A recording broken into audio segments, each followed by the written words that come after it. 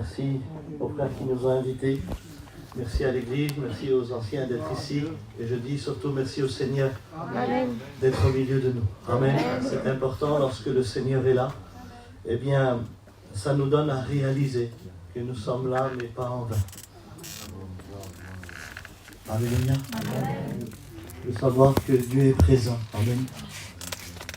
Et puis comme vous, ce matin, je crois que Dieu va nous bénir ensemble à travers la parole de Dieu. Je sais aussi qu'il y a un jeûne national, tout le monde jeûne aujourd'hui. Et je crois que la situation de la mission est entre les mains de Dieu. Mais si nous sommes là, c'est parce que la foi est une ferme assurance des choses qu'on ne l'espère et de celles qu'on ne voit pas. Donc si on jeûne, on sait que Dieu plus tard va arranger toutes choses parce qu'on a la foi. Et la Bible dit que la foi vient de ce qu'on entend et de ce qu'on entend vient de la parole de Dieu. C'est-à-dire qu'une église, tant qu'elle est près de la parole, alors elle est près des choses qu'elle espère. Et peut-être que ce matin tu es là et puis tu es désespéré. Parce que la situation chez toi, elle s'est aggravée. Et tu t'es dit que rien ne va changer. Eh bien, laisse-moi te dire que tu te trompes. Dieu est fidèle. Dieu est toujours le même hier, aujourd'hui, éternellement. Ce que sa bouche dit, son bras l'accomplit. J'aimerais vous dire, même si l'œuvre elle est jeune, ou si une œuvre elle est plus vieille, eh bien, Dieu demeure le même. Et moi, je crois que ce matin, alléluia, ensemble, Dieu va nous parler. Amen. Bien sûr qu'aujourd'hui, on ne marche pas par la vue. Vous le comprenez? Mais on marche par la foi. Vous le savez que la Bible, elle est plus vraie que nos regards. De toute façon, ceux qui sont lecteurs de la Bible verront l'état de leur foyer. Ceux qui sont lecteurs de la parole de Dieu verront l'état de leur ministère. Ceux qui sont lecteurs de la parole de Dieu verront l'état de ce monde aujourd'hui. Plus que nous sommes près de la parole et plus nous verrons notre état. Mais je suis obligé de le dire aussi, et je vous demande pardon, ma vie n'est pas dirigée par BFM TV. Ma vie est dirigée par la parole de Dieu et par les promesses de sa parole. J'aimerais vous le dire encore davantage, l'homme regarde à ce qui frappe les yeux, mais l'Éternel regarde au cœur. Alors j'aimerais vous dire que c'est vrai, on ne marche pas par la vue, mais on marche par la foi. Et aujourd'hui, la réalité des choses, alléluia, c'est que la foi vient de ce qu'on entend et de ce qu'on entend vient de la parole de Dieu, on l'a dit. Alors aujourd'hui, on est à la bonne place, alléluia, pour que, premièrement, ma situation change, et deuxièmement, que je réalise qu'on a un grand Dieu. Et aujourd'hui, l'honneur et la gloire lui revient, parce qu'il est le ressuscité, alléluia. Alors, peu importe notre situation, nous sommes venus devant Dieu ce matin. Alors, j'aimerais lire un verset de la parole de Dieu, mais avant de lire le verset, j'aimerais bien réaliser aujourd'hui que lorsqu'on a pu cette prière dans nos vies, lorsqu'on a pu la lecture dans nos vies, on va commencer à réfléchir. Et quand on va commencer à réfléchir, alors le cerveau va chauffer énormément. Et quand le cerveau va commencer à chauffer sur les situations de notre vie, on va, excusez-moi des mots, mais je vais être clair et surtout parler avec mon cœur, on va frôler la dépression, frôler les disputes, on va frôler les querelles, toutes ces choses qui nous mènent à des vies, je vous demande pardon, soufflées de droite et de gauche, instables dans notre cœur, instables dans notre langage, instables dans notre vie. Mais aujourd'hui, plus que jamais, alléluia, nous avons besoin de nous ressourcer face à la parole de Dieu. Nous avons besoin d'être conduits par la parole de Dieu. Et lorsque toutes ces choses sont là, vous le verrez. Regardez, je vous prends un exemple et on lit tout de suite le verset. Prenez une femme où dans la semaine, elle a jeûné un jour, elle a prié 6 jours, elle n'a pas négligé le matin ni le soir, et pendant l'après-midi, quand elle pouvait, je le précise bien, elle se mettait à genoux et glorifiait Dieu. La première dispute dans le foyer, vous verrez la stabilité de cette femme. De ne pas répondre aussi facilement, de ne pas s'emballer aussi facilement, parce qu'il y a eu une stabilité. Mais prenez un foyer où il n'y a plus de prière, plus de lecture, et qu'il n'y a plus de concentration sur Dieu. La première dispute qui va commencer, vous verrez que les choses ne sont plus pareilles. Alors nous avons besoin aujourd'hui de réaliser que nous devons nous approcher de Dieu. Alors on va lire un verset, Amen. Et je vais demander au frère à David après de prier le Seigneur. Alléluia. On va lire dans le psaume 73 au verset 16. Écoutez ce qu'il est dit. Quand je réfléchis là-dessus, pour m'éclairer, la difficulté fut grande à mes yeux. Jusqu'à ce que je rentre, alléluia, dans le sanctuaire de Dieu. Alléluia. Je le redis, on prie le Seigneur, alléluia.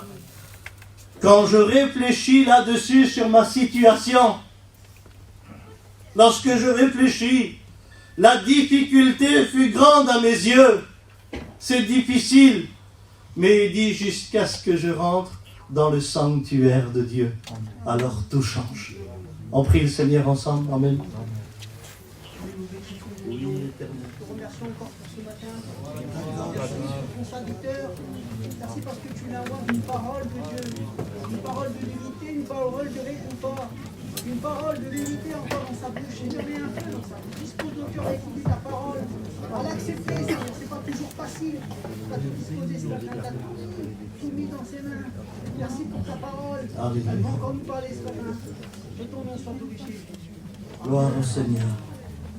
Est-ce qu'on peut dire Amen? Amen. Un psaume d'Asaph, un lévite de la chorale de David, il va dire ces mots, il dit « Lorsque je réfléchis sur ma situation, la difficulté, elle fut grande à mes yeux. Mais il dit jusqu'à ce que je rentre dans le sanctuaire de Dieu. » Et puis c'est vrai que lorsqu'on réfléchit parfois sur l'état de nos enfants, sur l'état de notre foyer, sur l'état de notre vie, parfois lorsqu'on est paralysé par la peur, paralysé par l'angoisse, lorsqu'on est inquiet, lorsqu'on n'a plus la vision, lorsqu'on a baissé la garde, lorsqu'on n'a plus de prière, lorsqu'on n'a plus de consécration, lorsqu'on est pris par les problèmes de la vie, lorsqu'on est endetté, lorsqu'on a des charges en plus, lorsque la vie devient difficile, alors on commence à réfléchir pour dire mais comment je vais faire? Comment je vais réagir? Comment parler avec ma fille qui est divorcée? Comment parler avec mon mari qui est pris par l'inquiétude? Comment parler avec ma femme qui est pris par la dépression? Comment parler avec mon garçon qui est pris par la drogue, qui est pris par l'alcool? Comment parler à mon foyer qui vit dans la crainte, dans la peur? Et lorsque je réfléchis, ces choses deviennent difficiles. Mais on n'aime plus le difficile. Vous avez bien vu, on a horreur des choses difficiles. Un travail difficile, on ne le fait pas. Un trajet difficile, on ne le fait pas. Des heures difficiles, on n'y va plus. On n'aime pas le difficile. Et lorsque ça devient difficile, alors ça devient compliqué. Et lorsque c'est compliqué, on est déstabilisé. On n'est plus bien à notre place. On dirait qu'il y a quelque chose qui nous retient. Il y a quelque chose qui nous renferme. Il y a cette difficulté qui est de toutes parts. Et lorsque devient tout difficile, alors je vis comme dans une crainte, comme dans une peur en me disant « mais j'y arriverai pas, ça va être compliqué, ça va être difficile » et peut-être qu'en ce moment où je prêche, tu as peut-être vécu ça ces jours-ci. Les choses sont devenues tellement difficiles que tu as hésité d'aller au médecin pour voir s'il y a des petits antidépresseurs. Peut-être qu'en ce moment, tu étais bien fragile face au péché. Tu te dis, tout le monde le fait, alors j'y vais aussi. Et tu te dis, et puis, les mauvaises pensées ont commencé à travailler ton cœur. L'ennemi en a profité pour te dire que Dieu t'a oublié, que Dieu n'est pas avec toi. Mais il dit, jusqu'à ce que je rentre dans le sanctuaire de Dieu. Amen. Et aujourd'hui, tu es venu dans la maison de Dieu, avec des mamans difficiles, avec une vie pénible, mais à travers la parole de Dieu, Dieu change les temps et les circonstances. Il crée un chemin dans le désert et un fleuve dans la solitude. Tout ce qui est difficile pour toi, c'est facile pour lui. Tout ce qui est compliqué pour toi, c'est pas compliqué pour lui. Mais aujourd'hui, je dois lui faire confiance. Alléluia. J'ai pas besoin de trop réfléchir, j'ai besoin de prier. J'ai pas besoin de trop réfléchir, j'ai besoin de m'humilier. Et m'humilier, c'est d'avouer, Seigneur, j'y arrive pas. Mais toi, tu le peux. Oui, quand un malheureux crie, l'Éternel l'entend et le délivre de toutes ses détresses. Savez-vous ce que ça veut dire le mot angoisse? Peut-être que vous ne le savez pas. Je l'ai su il n'y a pas longtemps, l'ancien. Ça veut dire situation dans laquelle tu ne sais pas t'en sortir. Et ça veut dire je suis angoissé. Pourquoi j'arrive pas à sortir de mon problème? J'arrive pas à gérer mon problème. Situation dans laquelle je ne sais pas m'en sortir. Ça veut dire personne angoissée, anxiété, stressée. Comme dans un labyrinthe, on cherche l'échappatoire et il n'y a pas de porte. À chaque fois qu'on dirait que c'est la porte, c'est pas la porte. À chaque fois que tu crois que tu t'en sors pas. À chaque fois que tu te dis, c'est bon, c'est pas bon. Et tu es dans un labyrinthe. Et tu sais, quand tu fais 7-8 fois le tour, tu n'as plus envie de chercher. Tu commences à t'arrêter, tu dis, je suis où? Et tu commences à paniquer. Tu te dis, mais qu'est-ce que je fais? Mais où est la porte?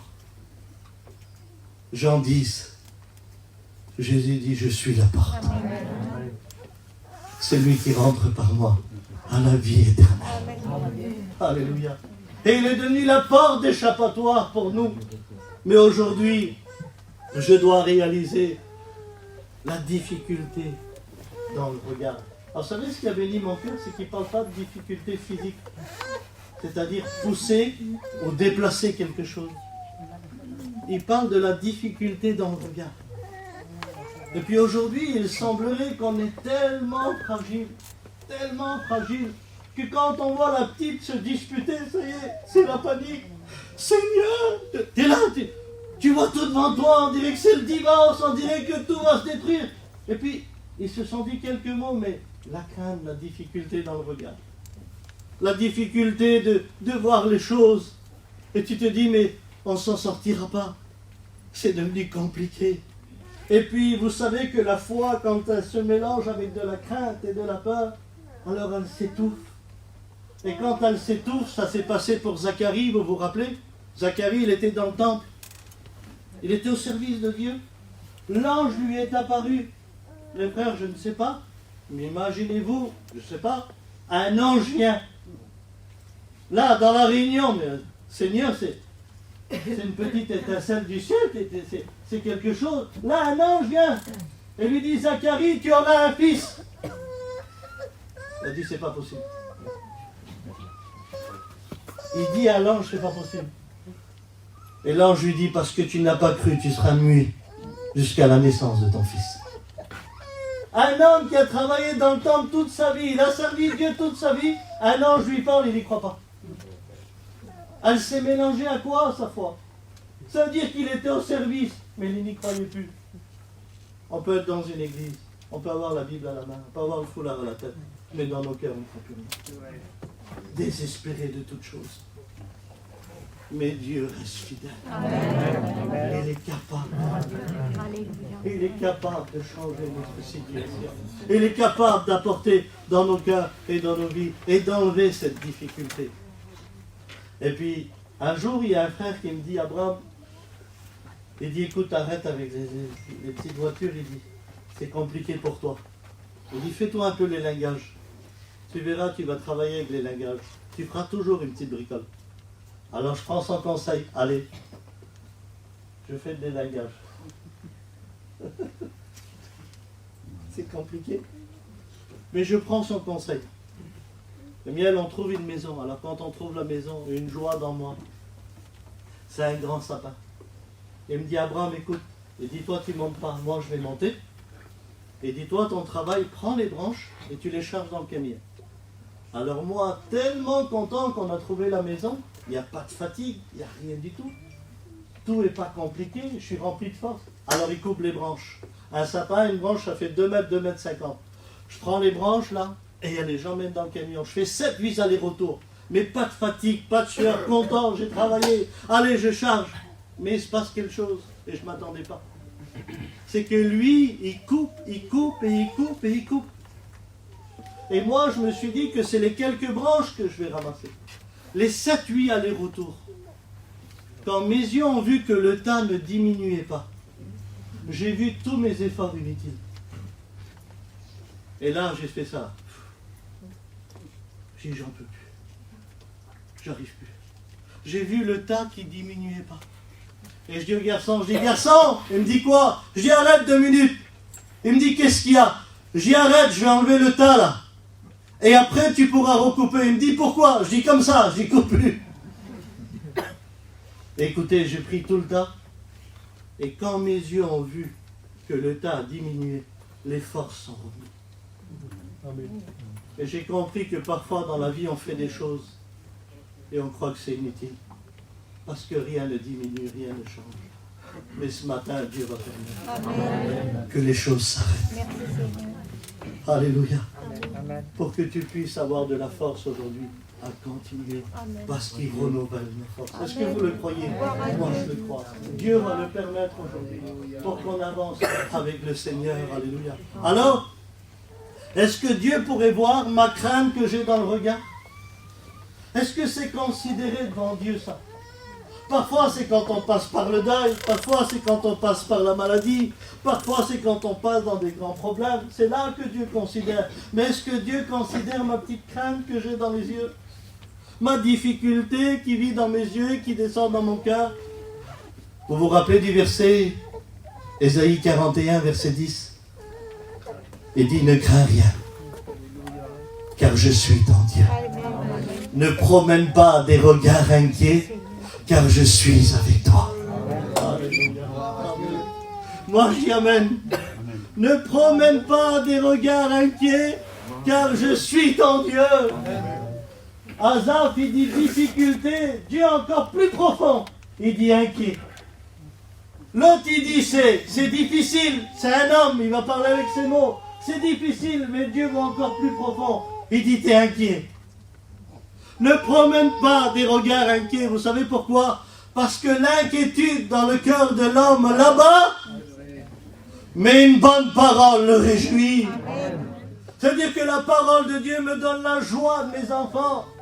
Une mère chrétienne qui combat pour son fils qui est pris par la drogue. Une mère chrétienne qui combat pour sa fille. Une mère chrétienne qui combat pour son foyer. C'est la joie de la parole de Dieu, de savoir que nous sommes armés. Nous sommes armés, armés des armes de l'esprit pour combattre le bon combat de la foi. C'est ça que Dieu fait, alléluia. Et puis l'inquiétude dans le cœur de l'homme, l'inquiétude là-bas. Alors si vous permettez, je ne parle jamais du travail, les copains me connaissent ici. On trouve une maison. Et le monsieur il dit, je vais abattre l'arbre. Alors je demande au garçon, moi je ne connais pas. Je dis, c'est quoi abattre? Il dit, tu vois Abraham le bois là? Je dis, oui. Ben, il dit, il n'existera plus. Comment ça, il n'existera plus? Il dit, oui Abraham. Il dit, élinguer, ben, c'est couper un peu les branches. Étêter, c'est le réduire, le descendre. Mais abattre, le monsieur veut qu'il n'existe plus. Ah, je dis d'accord. Donc l'inquiétude, quand elle vient, elle n'est pas là pour nous élinguer. Elle n'est pas là pour nous étêter. Mais elle est là pour nous abattre. Ça veut dire que l'inquiétude, elle ne rigole pas. Alors on a commencé par le haut. On a commencé à couper la tête. Et tout doucement, on a descendu. On a descendu jusqu'à pied de l'arbre. Et j'ai compris que l'inquiétude, elle commence par les pensées. Ça commence par le haut. Elle m'inquiète sur mon foyer. Elle m'inquiète sur ma situation. L'inquiétude, elle me fait combattre dans mon ministère. L'inquiétude, elle est là à me combattre dans l'œuvre de l'Église. L'inquiétude, elle me fait croire que je suis inutile ce matin. L'inquiétude, elle me dit que je ne me baptiserai jamais, je ne me convertirai jamais. L'inquiétude, elle est en train de me dire que ça ira mal et que c'est compliqué. Et elle descend vers la gorge. Je ne parle plus à personne. Je dis plus rien. J'en parle plus. Je dis rien au pasteur. Je dis rien au frère. Je dis rien aux sœurs. Ça descend plus bas. J'ai un poids ici, là, je ne dors pas des nuits, c'est compliqué. Ça descend dans les jambes, je vais nulle part, je ne vais plus visiter, jusqu'à être déraciné. Peut-être que ce matin, tu écoutes les bruits des tronçonneuses. Mais la parole de Dieu est plus forte. tu vas repartir avec de la joie. Tu vas repartir avec quelque chose qui est vivant, qui est réel. Alléluia. Et moi, je le crois que ce matin, la joie d'être ici. Je ne sais pas vous, les frères, mais j'aimerais vous partager un petit mot d'expérience. Des fois, j'étais fatigué, comme plein ici. Je pense qu'on est de la même nature. Je ne suis pas un robot et je pense que vous ne l'êtes pas non plus. Fatigué de la vie, fatigué des problèmes, des difficultés. Un peu de mal à lire la parole de Dieu, un peu de mal à prier, un peu de mal à rentrer dans la chambre, se mettre à genoux, pouvoir gérer toutes choses et on se dit j'y arriverai. Et puis parfois, eh bien, tourmenté par les mauvaises pensées, par l'inquiétude. Venant à l'église, personne ne savait rien. Mon cœur était lourd, ma vie était fatiguée. Le pasteur avait prêché, ça a duré 45 minutes. L'histoire de ma vie avait changé. Parce qu'il y avait un serviteur de Dieu qui avait apporté la parole.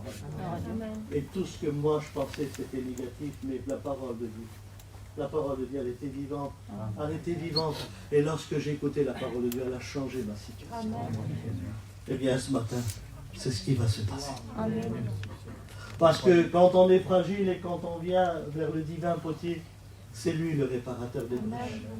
C'est lui qui restaure mon foyer, c'est lui qui bénit mes enfants, c'est lui qui m'encourage, c'est lui qui enlève toute inquiétude.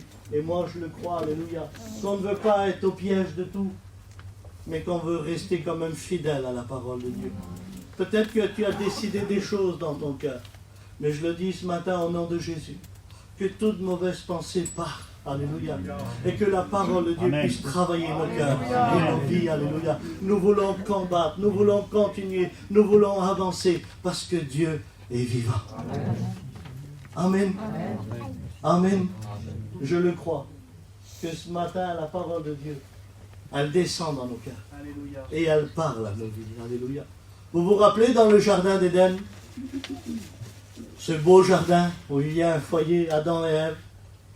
Ils sont là et puis il y a devant eux eh bien, toute cette belle nature que Dieu a créée. Les arbres, les animaux, les champs. Imaginez-vous que dans le jardin d'Éden, le lion et la brebis mangeaient ensemble. Pas de méchanceté. Il n'y avait pas cette haine, il n'y avait pas toutes ces choses-là qu'on voit aujourd'hui. Tout était normal. Et puis Dieu parlait à Adam et à Ève comme je vous parle ce matin. Dieu était leur créateur, il était leur Dieu, il était leur ami, et il était leur conseiller. Et puis là, Dieu va parler, il va dire à Adam, Adam, il dit, tu vois tous les arbres là? Donc tu vois. Il dit, tu peux y aller. Tu peux en manger. Mais il dit, tu vois là-bas l'arbre? Donc c'est bien distinct, c'est bien précis. Il dit, ici tu peux y aller. Mais ici, tu vois là-bas, tu n'y vas pas. Car le jour où tu mangeras, tu mourras. Alors c'est précis, c'est clair. Ici, vas-y. Et ici, n'y va pas. Moi, je n'ai pas un Dieu qui dit, devine où tu vas tomber. Allez, devine, Abraham. C'est quoi ton piège aujourd'hui? Tu dois deviner. Hein? Vous croyez qu'on a un Dieu comme ça? Vous croyez qu'on a un Dieu qui va me faire deviner où est mon piège? J'ai un Dieu qui me dit ici, vas-y, Abraham. Ici, n'y va pas. C'est ça le Dieu qu'on a. C'est celui qui nous guide, celui qui nous dirige. J'ai pas d'inquiétude, il est un Père et il est un Dieu. Et puis là, je me mets à la place d'Adam et de Ève, c'est normal. Le goût, l'odorat, le fruit pour la première fois. Manger, déguster, c'est quelque chose d'important. Donc, quand Dieu ordonne, je dois y aller, puisque c'est Dieu qui me le dit. Mais là, d'un coup, vous savez ce qui se passe? C'est qu'elle, elle va s'approcher et elle va aller là où Dieu a défendu. Et quand elle va aller, elle tombe sur un serpent. Et le serpent, on sait qui c'est le diable. C'est celui que Dieu a jeté du ciel à cause de l'orgueil qu'il avait dans son cœur. Parce qu'il a voulu être plus grand que Dieu. Et l'orgueil a précédé sa chute. Et lui, il avait juré la perte des hommes. Et quand Ève, elle arrive, il dit, Dieu dit qu'on ne doit pas en manger. Et là, le diable lui répond, regarde avec qui elle a été parlée. Maintenant, je comprends pourquoi que Dieu a dit, n'y va pas. C'était trop dangereux. Elle n'a fait que parler. Elle n'a pas été danser, elle n'a pas été fumer, elle n'a pas été se droguer. Juste parler. Vous vous rendez compte? Une conversation peut amener une chute entière. Car l'homme est esclave des paroles qu'il a dites et il est libre de celles qu'il n'a pas dites. Et quand elle va discuter, elle va dire au diable, Dieu a dit qu'on ne mange pas parce qu'on va mourir. Et le serpent, il dit non, il dit vos yeux vont s'ouvrir. Et il dit vous connaîtrez le mal et le bien, vos yeux vont s'ouvrir. Vous savez ce que dit la Bible? C'est écrit comme ça. Lorsque le diable lui a parlé, la Bible dit qu'elle vit que l'arbre était bon et agréable à manger. Ce que Dieu voyait inutile, ce que Dieu avait défendu, le diable a donné de la valeur. Vous savez, mes frères et sœurs, qu'on ne fixe pas ce que Dieu nous permet. On va s'intéresser à ce que Dieu voit inutile. Quand on n'a pas les yeux sur ce que Dieu nous ordonne de faire, on va s'intéresser à des choses que Dieu nous interdit. Et c'est ça la déstabilité. Parce qu'ils auraient dû se fixer sur ce que Dieu l'a ordonné. Ils auraient dû prendre ça au sérieux. Et la Bible dit qu'ils ont péché et désobéi. Et parce qu'ils ont péché et désobéi, ils se sont cachés. Et quand ils se sont cachés, Dieu dit, Adam, où es-tu? Et il a dit à son Dieu, à son Créateur, j'ai écouté tes pas, j'ai eu peur. Il a eu peur de Dieu, peur de Dieu. Ils n'ont pas eu peur de l'ennemi, ils ont eu peur de Dieu. Eux qui avaient confiance en Dieu, eux qui avaient une relation avec Dieu, leur péché a fait qu'ils aient peur de Dieu.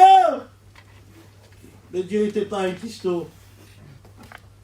Dieu était un Dieu de pardon. Amen. Celui qui pouvait réconcilier.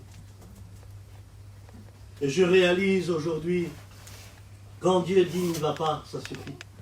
Il aurait pu dire, Dieu, écoute Adam, Ève, venez voir. Vous voyez là-bas l'arbre là? Oui. Il y a un serpent, c'est le diable, je l'ai jeté du ciel. Il y avait de l'orgueil. C'est un destructeur. Il aurait pu expliquer tout, mais il n'avait pas besoin. Quand Dieu dit il ne va pas, ça suffit. Frères et sœurs, quand la Bible dit n'y va pas, ça suffit. Je n'ai pas besoin de tout détailler. Il dit n'y va pas, ça suffit. Et puis là, je vous pose la question, ce n'est pas une question piège. S'ils auraient eu les regards sur ce que Dieu a permis, est-ce qu'ils auraient péché? Eh bien non. Eh bien pas du tout. Parce qu'ils se seraient intéressés à ce que Dieu avait permis. Et je regarde ma famille, après plusieurs années, abandonner Dieu pour une montre, abandonner Dieu pour un terrain, abandonner Dieu pour une voiture, abandonner Dieu pour un voyage, abandonner Dieu pour une convoitise mondaine qui a duré quelques jours, abandonner Dieu pour, tous ces convoitises de la chair, l'orgueil de la vie, parce qu'ils en avaient marre de la misère, parce qu'ils en avaient marre de tomber en panne, parce qu'ils en avaient marre de voir leur voiture en réserve, parce qu'ils en avaient marre de travailler un jour et les 5 jours autres, il fallait trimer la misère. Ils en ont eu marre, leurs yeux se sont tournés sur autre chose. Maintenant, je réalise pourquoi Hébreux 12:2 dit « Ayez les regards fixés sur Jésus. » Pas regarder Jésus, fixer Jésus. Vous savez ce que c'est le mot fixé? J'étais papou il y a 10 jours, les frères. À 38 ans. Alors là, je deviens fou. Je deviens fou. Quand j'ai pris la petite, et puis plein d'autres bébés que mes soeurs et frères ont eu, j'ai pas fait ça. Ça, c'est regarder. Tiens. Aussi. J'ai fixé. Je l'aime. Est-ce qu'on aime, on fixe? Parfois, on achète une bague, on est là, on fait le tour. Le tour comme ça, pourtant la bague elle est là, on fait le tour. Parce qu'on regarde ce qu'on veut acheter. On aime. Et puis là, je vois la petite. Et puis automatiquement, qu'est-ce que j'ai dit? Elle ressemble à sa mère. Et elle a dit non, elle ressemble à son père. Non, elle ressemble à sa mère, regarde. Plus qu'on regarde le visage, plus qu'on le fixait et on détaillait des choses que les autres ne voyaient pas, plus que je fixe le Seigneur. Alléluia. Et plus que je découvre sa grâce, son amour, et sa fidélité. Plus que j'ai les yeux fixés sur le Maître, je réalise ma vie devant lui, je réalise mon état, et je réalise qui il est. Alléluia. Avoir les yeux fixés, c'est ça, regardez.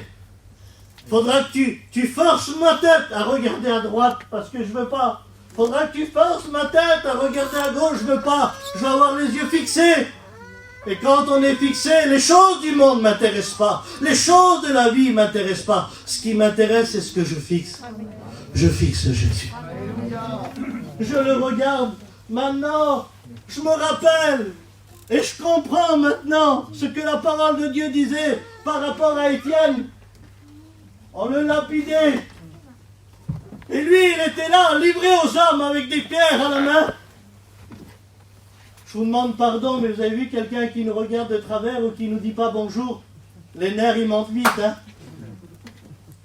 Aïe, aïe, aïe, et croyez-moi que ça va être programmé et enregistré pour des années. Hein. Dans 20 ans, je vais le redire, lui, là, un jour, il ne m'a pas parlé.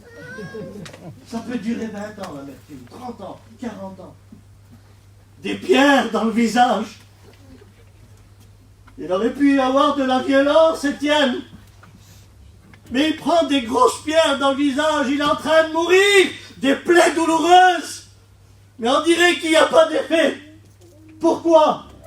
Parce qu'il est en train de fixer le ciel. Et quand le ciel s'est ouvert, il a vu Jésus à la droite du Père se lever de son trône. Et pendant que Jésus se lève de son trône, il prend les pierres dans le visage. Et il ne dit pas un mot. On dirait que les pierres ne l'intéressent plus et celui qui est en train de tirer ne l'intéresse pas. Au contraire, il leur a dit, ne leur impute pas ce péché. Il les aime, il les pardonne, parce que dans son regard, il y avait le Maître. Alléluia. Alléluia. Quand je le fixe, je ne m'intéresse pas aux choses du monde. Quand je le fixe, je ne m'intéresse pas à ceux qui me font mal. Parce que je le regarde. Alléluia. Alléluia. Prenez Jésus. C'est une pensée, c'est pas biblique. J'aimerais vous la partager. Si elle est bonne, gardez-la. Si vous pensez que ça ne va pas, ben, vous me reprendrez après la réunion ou pendant la réunion. Pendant que lui, il est dans le jardin de Gethsémani, on est en train de le lire, on est en train de le gifler, on est en train de lui cracher au visage, on lui arrache la barbe. Et bien lui, dans le jardin de Gethsémani, quand il priait, il voyait la petite église Conflans. Et quand il t'a vu à toi et à nous, ça lui donné la force à aller jusqu'au bout. Il a dit, je vais aller. Parce que je les ai aimés. Amen. Je vais jusqu'au bout. Tant qu'on était dans ses yeux, nous étions l'amour et la prunelle. Alléluia. Les regards fixés sur Jésus. Alors vous voulez savoir comment on peut déstabiliser une vie chrétienne? Vous voulez le savoir? Dites Amen si vous êtes d'accord. Je le partage avec vous. Des fois on se dit, c'est quand on a fait quelque chose, ou qu'on est prêt à faire quelque chose, on est à peu près penché par des pièges. Mais regardez, pour moi, personnellement, aujourd'hui, avant tout ça, bien sûr, c'est pas bien. Mais regardez, vous voulez déstabiliser une vie chrétienne, regardez. Ma vie, elle est remplie de l'esprit, remplie de la parole de Dieu. Ma tête est relevée, je fixe Jésus. Je regarde où là? C'est vous qui le voyez. Sont fixés où mes yeux? Vous êtes d'accord? C'est vous qui l'avez vu. Vous avez vu que mes yeux sont fixés en haut. Et regardez-moi. Vu que mes yeux sont fixés en haut, je ne peux pas vous parler du bas. Je regarde en haut. Donc automatiquement, je ne peux pas parler de la chaise, je ne peux pas parler de ça. Je regarde là, alors je vais te parler. Il y a des poteaux en bois. Il y a des dalles blanches. Il y a des lumières. Et tant que je regarde en haut, je ne vous parlerai que les choses du haut. Puis regardez, c'est pas compliqué. Déstabiliser une vie chrétienne. Quelques millimètres. Voilà. Ma vision, mes yeux sont descendus sur qui? Sur vous. Et vu que je vous regarde, ben je vais parler sur vous. Automatiquement. Avant, je regardais en haut, je parle du haut. Maintenant, je regarde sur vous, je parle de vous. Alors, mon oncle, tu as un pull rouge. Tu as un blouson marron. Tu as un pull noir. Normal, regarde mes yeux, où c'est qu'ils sont. Ma soeur, tu as un foulard gris. Tu as un foulard noir. tu as un gilet. Et tant que je vous regarde à vous, je parle de vous. Tant que je regarde en haut, je parle du haut. Alléluia. Vous voulez savoir où c'est que vos yeux sont fixés? Écoutez-vous parler. Vous allez tout de suite le comprendre. Vous voulez savoir où c'est que nos yeux sont fixés? Écoutez-vous parler.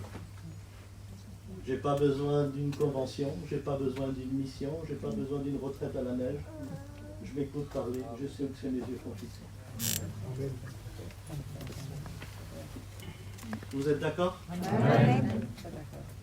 Parce que quelques millimètres dans ma vie, ça a fait ça. Alors maintenant que je vous regarde, Seigneur. Ma femme, fais pas un thermo de café, t'en fais deux, on va parler de ta famille un petit peu. Si, on va parler de tes frères, ce qu'ils m'ont fait. Ah, si, t'es pas oublié. Hein.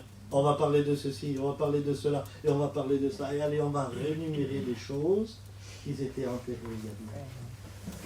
Et on va commencer à parler sur un tel, on va commencer à parler sur un tel, et sur un tel, et sur un tel. Pourquoi? Parce que mes yeux regardent. Pas parce que mes yeux ne sont plus fixés sur le Christ.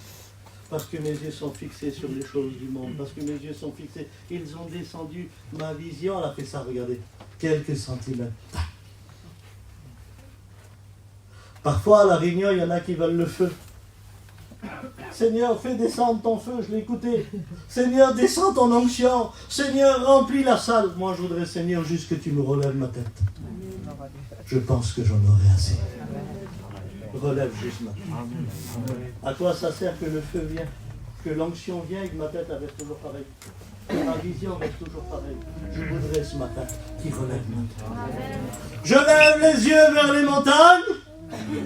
D'où me vient le secours? Le secours me vient de l'Éternel. Amen. Quand je tourne mes regards vers l'Éternel, mon visage est rayonnant de joie. Alléluia. Quand je tourne mes regards, c'est quand je tourne mes regards vers l'Éternel que mon visage est rayonnant de joie. Marc 8, 24. Je vous pose une question dans la simplicité. Et je vais terminer dans pas longtemps. Est-ce que vous pensez que Jésus avait besoin d'imposer les mains 2 fois pour guérir quelqu'un? Jamais de la vie. Jamais de la vie. Jésus, le créateur du ciel et de la terre. Jésus qui a tout créé. Jésus, il a pris les étoiles dans sa main et les a achetées dans le firmament.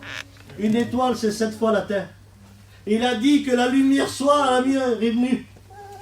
Il a séparé les eaux de la terre. Jésus, créateur de toutes choses, il a dit un mot, les anges existaient. Vous pensez qu'il avait besoin d'imposer les mains 2 fois pour guérir quelqu'un? Et j'aimerais lire une histoire avec vous. Il est parlé d'un aveugle. L'aveugle vient devant Jésus. Et donc automatiquement, l'aveugle, qu'est-ce qu'il veut? Il veut voir. La Bible dit que Jésus lui impose les mains. Et quand il va lui imposer les mains, Jésus dit: que vois-tu? Seigneur, je vais te dire moi ce qu'il voit, il va te voir à toi. Parce que tu vas lui ouvrir les yeux. Mais comment que Dieu connaît tout? J'en bénis Dieu que Dieu lui a posé cette question. Que vois-tu? Il fait ça. J'aperçois les hommes comme des arbres qui marchent. Comment? Je vois des arbres qui marchent. Tu te poses un peu de questions là. Comment ça tu vois des arbres qui marchent? Moi, le seul qui parle des arbres, c'est celui qui dit: tout arbre qui ne porte pas de bons fruits sera jeté, coupé, jeté au feu. Il n'y avait que Dieu qui pouvait le dire, Jésus. C'est qui a dit: il est comme un arbre planté près d'un courant d'eau, qu'il donne son fruit en sa saison, et tout ce qu'il fait lui réussit. C'était Jésus. Imaginez-vous qu'il aurait parti. Il part. Il arrive, il tombe sur son oncle. Mon oncle, ça va. De loin, on dirait que tu as des fruits, mais quand on s'approche, tu n'as rien. Il n'y a rien, mon oncle. Pas excellent. Il avance, il tombe sur son cousin. Mon cousin, toutes tes branches sont cassées. Il n'y a plus de feuillage. Pas possible. Au lieu de témoigner, il aurait jugé, critiqué. Il aurait peut-être vu sa famille, il aurait dit: mais vos branches sont mortes. Imaginez-vous, Jésus l'aurait laissé comme ça. Heureusement. Heureusement. Jésus a vu la nécessité. Et c'est ça qui est important dans la vie d'un homme et d'une femme. Et il lui a imposé les mains. Deux fois Jésus, oui. Pourquoi? Parce que c'était une nécessité. Mais Seigneur, la vision, c'était non, ça n'allait pas. Il lui a reposé les mains. Et maintenant, qu'est-ce que tu vois? Je vois distinctement. Je vois correctement. Alors Seigneur, sans orgueil, si ce matin, je suis parti trop vite de tes mains quand je me suis converti, et que ma vision est restée sur les hommes et sur les femmes, reimpose-moi les mains. Reimpose-moi les mains.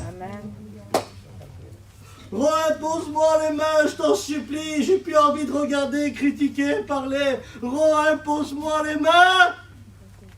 J'en ai besoin, Seigneur. J'en ai besoin. Reimpose-moi les mains. Ouvre mes yeux. Et maintenant, je vois distinctement. Ça veut dire je vais témoigner de celui qui m'a guéri. Amen. Seigneur, incroyable. Est-ce qu'il y aurait une honte ce matin que Dieu me reimpose les mains? Est-ce qu'il y aurait une honte ce matin que je dise à Dieu, Seigneur, relève ma tête? Non. J'en ai besoin. C'est une nécessité. Vous vous rappelez de Pierre dans la barque? Il est là, c'était un pêcheur. Il allait pêcher la journée, le soir. Il sait ce que c'est le lac. Je ne sais pas vous, mais je me suis dit ça. Vu qu'il est pêcheur il y a des années, combien de fois qu'il a dû vouloir marcher sur l'eau? Des centaines et des milliers de fois. Il était constamment là-bas. Imagine-toi. C'est comme si tu verrais constamment des belles voitures et que tu te dis quand est-ce que je vais conduire une? C'est normal. Mais lui, c'était un pêcheur. Et d'un coup, il voit Jésus marcher sur l'eau. Au début, ils ont eu peur. Mais quand Jésus a dit, n'ayez pas peur, c'est moi. Pierre dit, Seigneur, si c'est toi, permets que je vienne. C'est délicat, il veut marcher sur l'eau. Mais Jésus, lui, tout est possible à celui qui vient. Viens, Pierre. Et quand il dit viens, écoutez-moi bien, il sort de la barque. Tant qu'il a Jésus dans les yeux, l'impossible devient possible. Il commence à marcher. Et il marche. Et il marche. Plus qu'il a les regards fixés sur Jésus, l'impossible devient possible. Et il marche sur l'eau. Et il commence à s'approcher du maître. Et vous savez ce qui va se passer d'un coup? Mais un truc tout simple, comme dans la vie. Un tourbillon s'est levé. Je vous pose la question, est-ce que Pierre aurait calmé le tourbillon? Jamais de la vie. Mais plus fort que lui. Lui qui vivait l'impossible, qui peut vivre des miracles, les plus belles choses de ta vie. Il a quand même tourné son regard pour voir d'où venait le tourbillon. Regardez ce que c'est l'homme. Il marche sur l'eau, il veut quand même voir d'où vient le tourbillon. Il veut quand même voir d'où vient le problème. Eh oui. Comme Adam et Ève, c'est pas moi, c'est elle. C'est pas moi, c'est lui. C'est pas moi, c'est ma belle-mère, Amabou.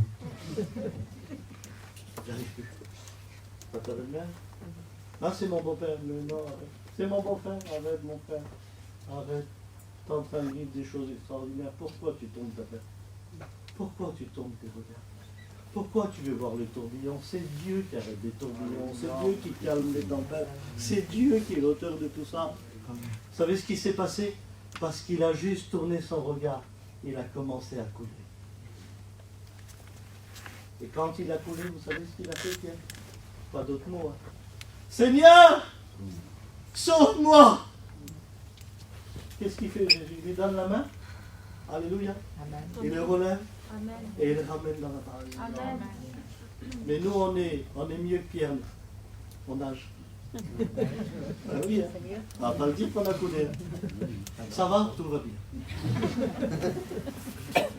Combien de grammes de farine pour le gâteau, là, à la fraise que tu voulais faire? Un gâteau à la fraise. On a coulé, on fait des gâteaux à la fraise quand même. On ne veut pas le dire. Tout va bien, ça va. J'ai nagé pendant des années. J'ai nagé jusqu'à la convention, j'ai fait de la natation. J'ai coulé. savez, personne ne le savait, j'ai nagé jusqu'à la convention. J'ai nagé jusqu'en Israël. Tout en plein. J'ai nagé jusqu'à la neige. J'ai voulu dire à personne que j'avais coulé. Je nageais. Mais à un certain moment, j'avais plus de force. La parade et la façade, ça dure un moment. J'ai dû crier. Alléluia. J'ai dû crier. Seigneur, je peux. Seigneur, je te le dis. Tant que je te regardais, tout allait bien. Quand j'ai tourné mes regards, j'ai coulé. J'ai coulé, Seigneur. Alors qu'est-ce que Jésus a fait quand il l'a sorti? Vas-y, recommence.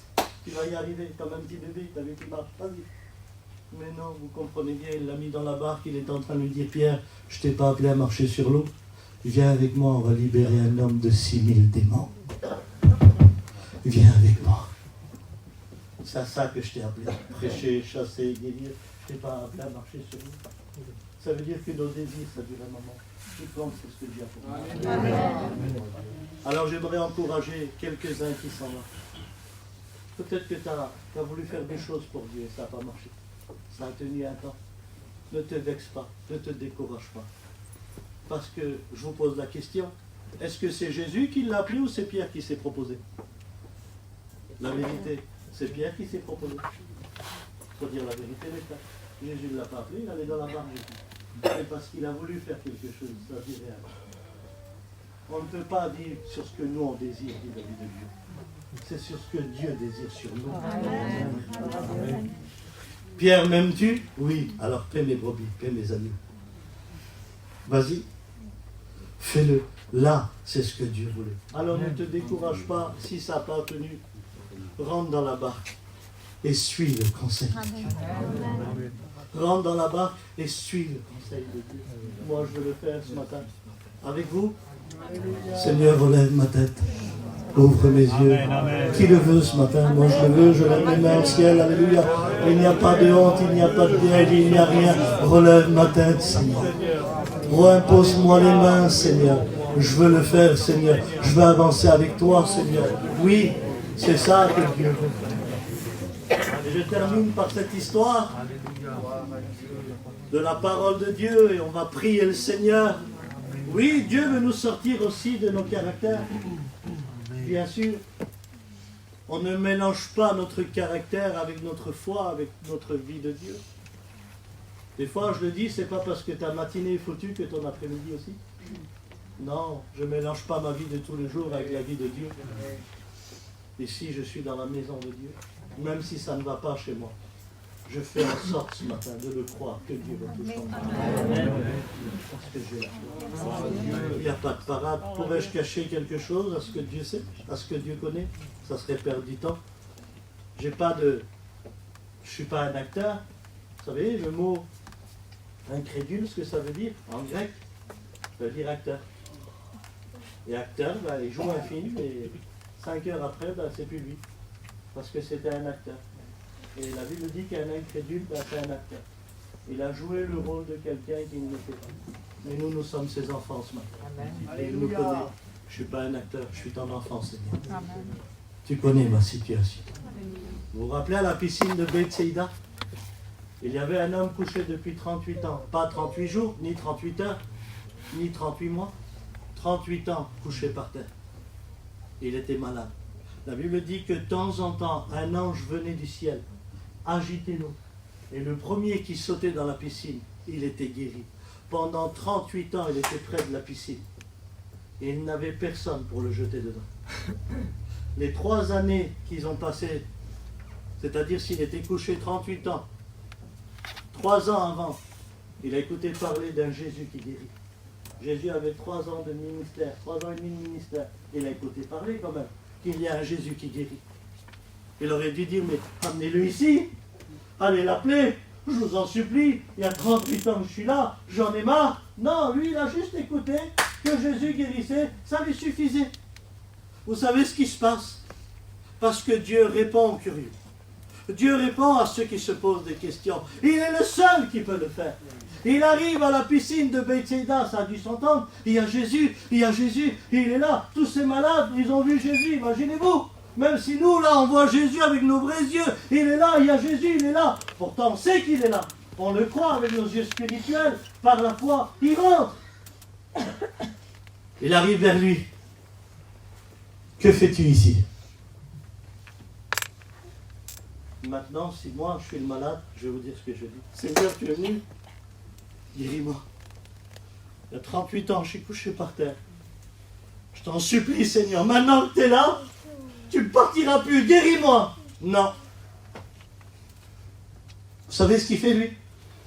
Je n'ai personne pour m'aider, Jésus. Il prend son caractère et il l'expose à Jésus. Moi, personne m'aide. Moi, personne me dit bonjour. Moi, personne vient me visiter. Moi, personne me regarde. Il expose son caractère à Jésus. Ne savez-vous pas que Jésus est chez nous tous les jours? Il est près de ceux qui ont le cœur brisé. Il n'y a pas un terrain que Jésus ne visite pas. Il n'y a pas une maison, une caravane que Jésus ne visite pas. Il est partout, Jésus. Et quand un malheureux crie, l'Éternel l'entend et le délivre de tout. Mais lui, il expose son caractère. Je n'ai personne pour m'aider. À chaque fois qu'un ange vient agiter l'eau, un autre saute à ma place et il est guéri. Il dit ça à Jésus. Alors qu'est-ce que Jésus doit faire? Il est ému de compassion.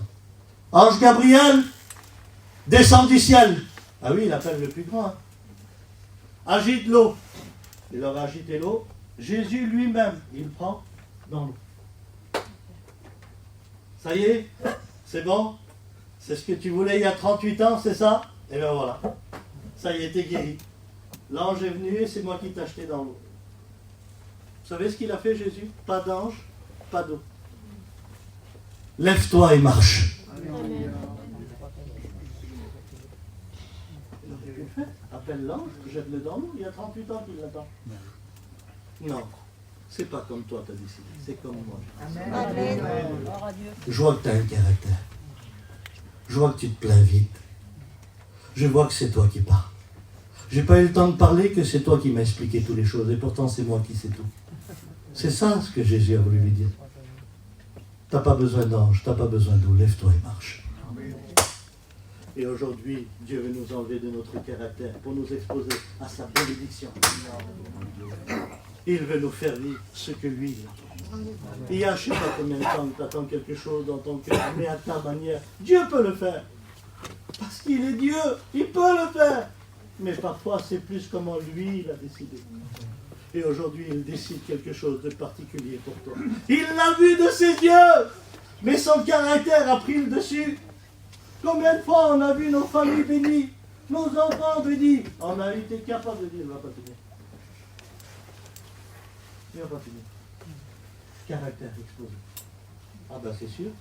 Si tu n'arroses pas une graine, elle ne va pas grandir. Hein. Tu as décidé de ne pas renverser de l'eau. Ça ne va pas produire. Tu as décidé de ne pas arroser. Ah, ça ne t'aidera pas. Laisse tomber. Tu as décidé de ne pas arroser. Ne savez-vous pas que quand Dieu bénit et quand Dieu sème quelque chose, notre devoir c'est d'apporter ce petit verre d'eau et de le renverser de temps en temps? C'est notre devoir, pas notre caractère. On juge à l'apparence, mais Dieu connaît les cœurs. À partir d'aujourd'hui, tu peux verser un petit verre d'eau dans ton foyer. Oui, ton foyer peut changer. Oui, ton chagrin peut changer. Oui, le bonheur peut venir. Nous sommes de ceux que Dieu nous donne à renverser de l'eau. Et moi, je le crois ce matin. Amen. Que Dieu va le faire. On ferme les yeux, on prie le Seigneur. Et on laisse Dieu agir. Oh, Éternel.